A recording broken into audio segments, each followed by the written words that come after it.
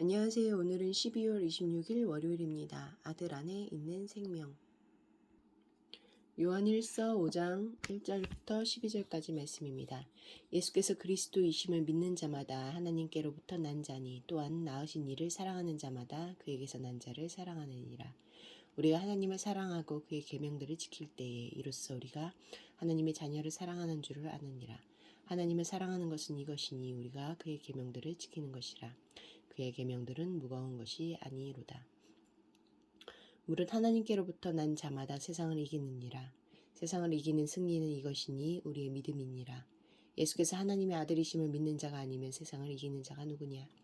이는 물과 피로 임하신 이시니 곧 예수 그리스도시라. 물로만 아니요 물과 피로 임하셨고 증언하는 이는 성령이시니 성령은 진리니라. 증언하는 이가 셋이니 성령과 물과 피라. 또한 이 셋은 합하여 하나이니라. 만일 우리가 사람들의 증언을 받을진대 하나님의 증거는 더욱 크도다.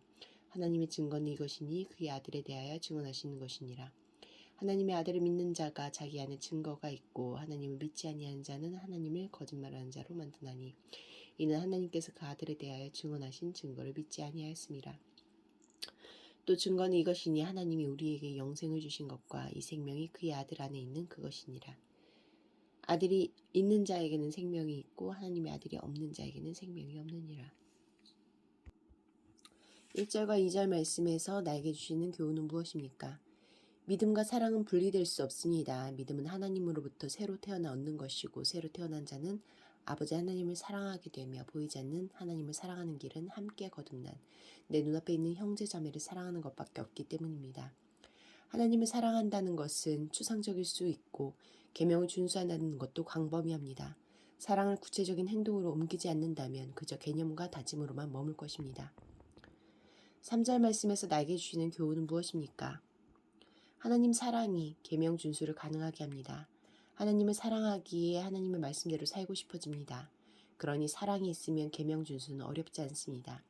계명 준수를 자기 의의를 쌓는 율법주의로 만드는 것은 사랑 없는 열심과 의무감입니다.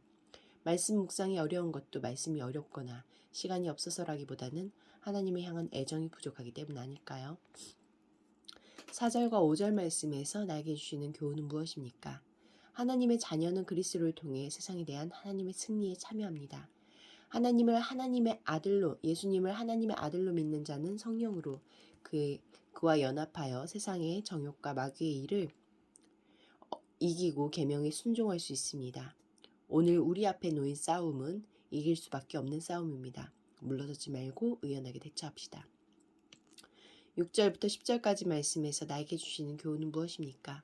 몸을 부정하게 여기는 요한일서의 적 그리스도는 세례 때 인간 예수에게 영이 임했다가 십자가 죽음 때 빠져나갔다고 주장했습니다.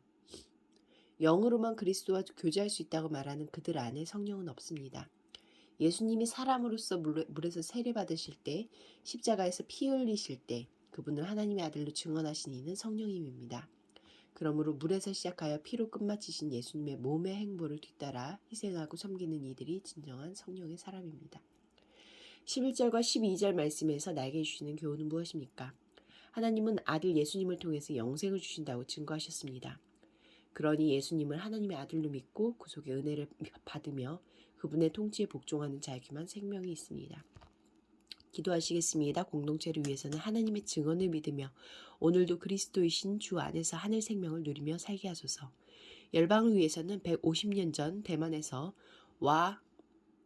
복음과 예수 사랑을 전한 조지 레슬리 맥케이 선교사의 영적 유산을 대만 교회가 되새겨 하나님과 이웃 사랑하고 세계의 선교를 열정적으로 감당하도록 함께 기도하시겠습니다.